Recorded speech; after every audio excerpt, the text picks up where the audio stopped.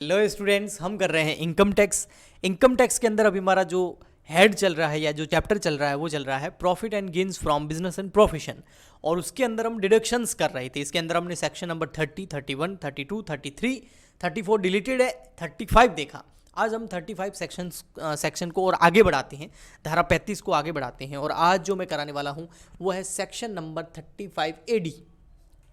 ये सेक्शन क्या है? ये डिडक्शन देता है आपको, मतलब ये आपको अलाउ करता है किसी खर्चे को P&L अकाउंट में दिखाने के लिए, तो आपको छूट मिलती है। और ये डिडक्शन मिलती है in respect of expenditure of specified business. Specified business जो होते हैं उनको ही डिडक्शन मिलती है, हर बिजनेस को नहीं मिलती है 35 AD के अंदर डिडक्शन। और बहुत ही पॉपुलर ये सेक्शन है, एग्जामिनर पूछ सकता है सेपरेट इसको, क्योंकि बड़ा भी है, इसमें काफ़ी कुछ लिखना भी पड़ता है और याद भी करना पड़ता है। तो पहले समझ लेते हैं।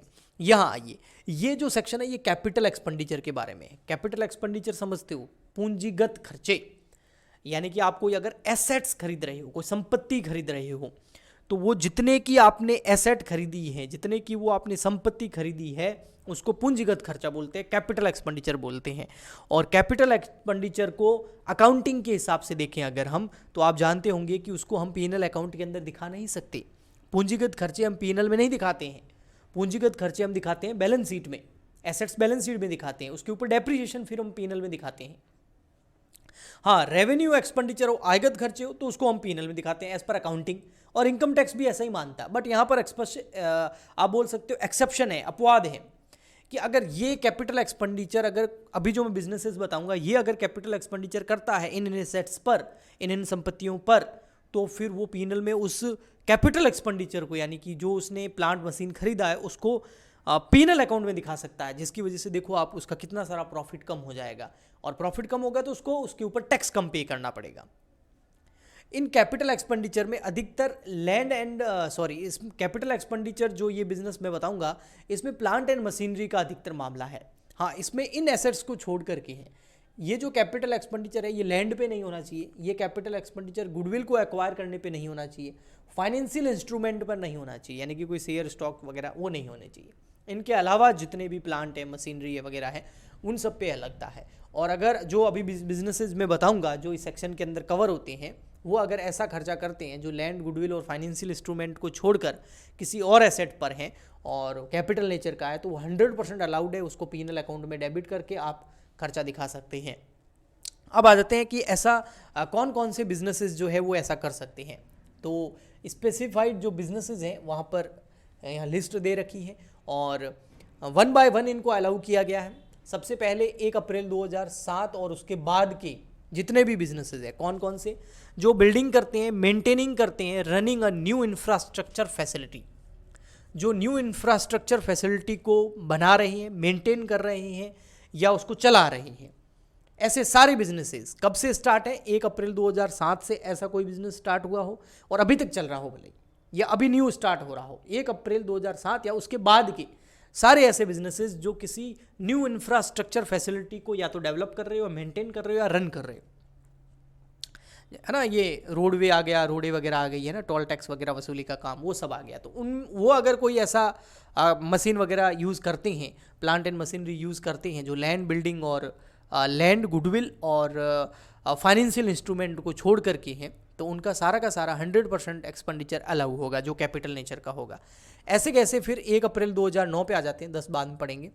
अगर कोई बिल्डिंग एंड रनिंग हो रहा है, कोई पाइपलाइन फॉर आयरन ओर, इसके लिए कोई पाइपलाइन बिछाई जा रही है, तो उसका खर्चा भी इस सेक्शन के अंदर कवर होगा, कैपिटल नेचर वाला। 1 अप्रैल 2010 या उसके बाद में अगर कोई एस्टैब्लिश किया है या रन किया है फैब्रिकेशन ऑफ सेमीकंडक्टर, सेमीकंडक्टर बताइए आपको क्या होता है? जो एक छोटा सा इलेक्ट्रिक पार्ट होता है जो बहुत सारे जगह यूज़ आता है, मशीनों के अंदर, कार के अंदर, है ना, सब जगह यूज़ आता है। तो ये जो सेमीकंडक्टर है, इसको एस्टैब्लिश या रन करने का कोई बिजनेस है, उसमें अगर ऐसा खर्चा हुआ है जो कैपिटल नेचर का है, तो 100% अलाउड है।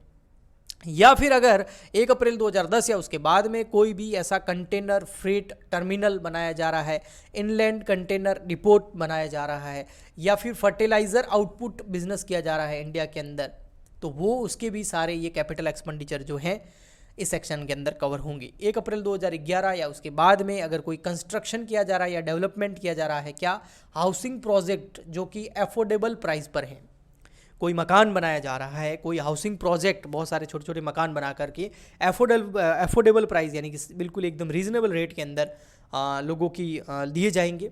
तो ऐसा अगर कोई प्रोजेक्ट चलाया जा रहा है तो उसके जितने भी कैपिटल एक्सपेंडिचर इस सेक्शन के अंदर आएंगे वो डिडक्टेबल होंगे। या फिर हाउसिंग प्रोजेक्ट चलाया जा रहा है स्लम, मतलब जो झोपड़पट्टी में रहते हैं उनके रेस्टोरेशन के लिए, यानी कि उनके पुनरुत्थान के लिए जो है, अगर ऐसा कोई प्रोजेक्ट चलाया जा रहा है तो वो भी इस बिजनेस इस सेक्शन के अंदर कवर होगा। 1 अप्रैल 2012 के बाद में अगर कोई कंस्ट्रक्शन किया जा रहा है, रनिंग किया जा रहा है, हॉस्पिटल बनाया जा रहा है या रन किया जा रहा है जिसमें कम से कम 100 बेड होनी चाहिए, मतलब पेशेंट कितने बेड्स हैं, हॉस्पिटल में बेड्स देख के पता लगाया जाता है ना इसमें कितने पेशेंट एडमिट हो सकते हैं, तो कम से कम 100 बेड वाला या उससे ज़्यादा बेड वाला जो हॉस्पिटल है जो बन रहा है या रन हो रहा है इंडिया के अंदर, वो इसमें शामिल है। और जितनी भी 2 स्टार होटल्स हैं वो भी इस सेक्शन के अंदर इंक्लूड होगा, और वो अगर अपना ऐसा कोई कैपिटल एक्सपेंडिचर करते हैं तो उनको अलग होगा। नेक्स्ट 1 अप्रैल 2012 या उसके बाद में अगर कोई ऐसी पाइपलाइन नेटवर्क बिछाई जा रही है नेशनल वाइज जो नेचुरल गैस, क्रूड ऑयल और पेट्रोलियम को एक जगह से दूसरी जगह पहुंचाने का काम करेगी, तो वो बिजनेस भी इसके अंदर कवर हैं। अगर कोई 1 अप्रैल 2014 या उसके बाद में अगर कोई वेयर हाउस बनाया जा रहा है जिसमें स्टोर किया जाएगा शुगर को, या कोई ऐसा वेयर हाउस बनाया जा रहा है जिसमें स्टोर किया जाएगा एग्रीकल्चरल प्रोडक्ट्स को। वेयर हाउस एक बहुत बड़ा जगह होता है जहाँ पर स्टोर किया जाता है चीज़ों को, तो शुगर या एग्रीकल्चरल प्रोडक्ट को स्टोर करने का बिजनेस है, स्टोरेज वेयर हाउस बना रखा है आपने, तो वो भी इस बिजनेस सेक्शन के अंदर कवर होगा।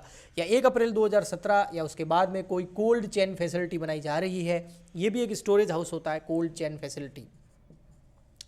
इसमें क्या होता है, ऐसे गुड्स जो पेरिसेमेबल होते हैं, जैसे सब्जियां हो गई, फ्रूट्स हो गए, वेजिटेबल्स हो गई, या कुछ भी ऐसी चीज़ जो बहुत पेरिसेमेबल होती है, ज़्यादा लंबे टाइम तक उसको रख नहीं सकते, वो ख़राब हो सकती है, तो उसकी जो अवधि है, उसका पीरियड जो है, और उसको सुरक्षित रखने के लिए जैसे फ्रीज़र होता है, डीप फ्रीज़र वगैरह होते हैं, उस बहुत बड़े बड़े फ्रीज़र लगे होते हैं जिसकी वजह से उसको कोल्ड चेन फैसिलिटी बोलते हैं। अगर ये डेवलप कर रहे हो, रन कर रहे हो ये वाला बिजनेस, और इसके अंदर अगर आप कोई ऐसा कैपिटल एक्सपेंडिचर करते हो जो इस सेक्शन के अंदर कवर है, तो उसकी डिडक्शन आपको मिलेगी। इस सेक्शन के अंदर आपको अगर डिडक्शन लेनी है तो कुछ आपको कंडीशंस भी ध्यान रखनी पड़ेगी। सबसे पहले आपका बिजनेस जो है वो न्यू होना चाहिए, ओल्ड नहीं होना चाहिए। सेकेंड नंबर ये है कि अगर उस बिज़नेस के अंदर अगर आप जो एसेट यूज़ कर रहे हैं, प्लांट मशीनरी यूज़ कर रहे हैं, अधिकतर प्लांट एंड मशीनरी वो 20% से ज़्यादा ओल्ड नहीं होना चाहिए, यानी कि पुराना कितना हो सकता है, कम से कम 20%, इससे ज़्यादा पुराना नहीं होना चाहिए, यानी कि जितनी भी प्लांट एंड मशीनरी सब नई होनी चाहिए। और पेमेंट जो है वो चेक, डीडी वगैरह में होना चाहिए, चेक में हो सकता है, डिमांड ड्राफ्ट में हो सकता है, या फिर आपका इलेक्ट्रॉनिक जो पेमेंट करते हैं आजकल उसके थ्रू हो सकता है, बट कैश में नहीं होना चाहिए। अगर कैश में पेमेंट होगा तो कैश में पेमेंट ओनली 10,000 तक अलाउ है, 10,000 रुपये तक कैश में पेमेंट कर सकते हो। अगर 10,000 से ज़्यादा कैश में पेमेंट कर दिया फिर ये डिडक्शन नहीं मिलेगी, तो आपको पेमेंट जो है चेक वगैरह के थ्रू करना पड़ेगा, इलेक्ट्रॉनिक मीडिया या चेक वगैरह के थ्रू करना पड़ेगा।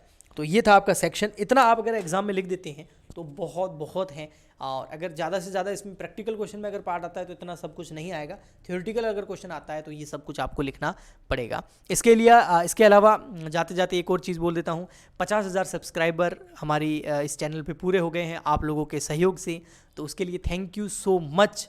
और इसी तरीके से अपना प्यार बनाए रखना, और इसी तरीके से आपकी हेल्प करने के लिए मैं ऐसे ही लेक्चर इस चैनल पर अपलोड करता रहूँगा, और जल्दी ही हम 1 लाख भी क्रॉस कर लेंगे मिल करके।